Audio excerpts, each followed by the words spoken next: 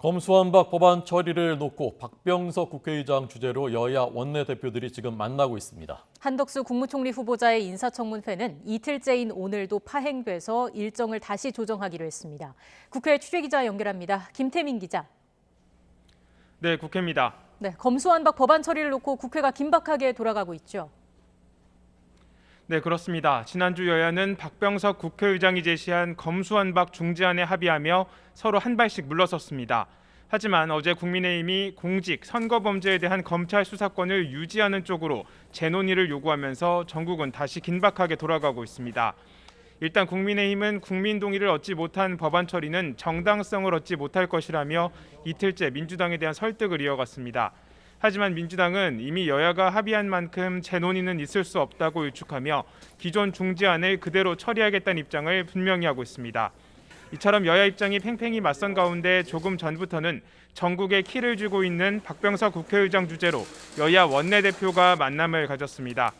이 자리에서 여야 원내대표는 검수완박 중재안 처리에 대한 각자의 입장을 또다시 교환했을 것으로 보이는데요. 이런 가운데 어젯밤 늦게까지 열렸던 법사위 법안 소위는 오늘 오후 1시에 재개돼 중재안 심의가 이틀째 이어질 예정입니다. 이처럼 민주당이 다시 법안 처리에 시동을 건 상황에서 국민의힘은 마지막까지 대화와 설득을 이어나가겠다는 계획인데 오늘 원내대표 회동에서 그 돌파구가 마련될지 주목됩니다. 네, 한덕수 총리 후보자 인사청문회 어떻게 되고 있습니까? 네, 오늘은 애초 여야가 합의한 한덕수 국무총리 후보자의 인사청문회 이틀째 되는 날이었습니다. 하지만 어제에 이어 오늘도 청문회는 민주당과 정의당 소속 의원들이 대다수 불참해 파행을 겪었고 조금 전 산회했습니다.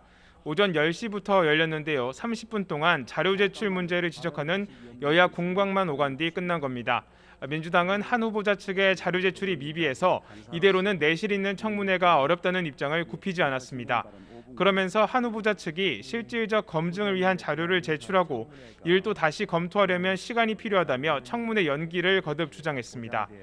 이에 대해 국민의힘은 민주당이 다수 의석의 갑질 횡포로 새 정부 출범을 흠집내고 있다고 반발하기도 했는데요. 그러면서 문재인 정부에서 야당이었던 국민의힘이 이렇게 무례하게 발목을 잡은 적이 있었느냐며 민주당이 무리한 자료 제출을 요구하고 있다고 비판하기도 했습니다. 여야는 다만 한 후보자의 청문회를 다시 협의해서 일정을 재논의하기로 했습니다.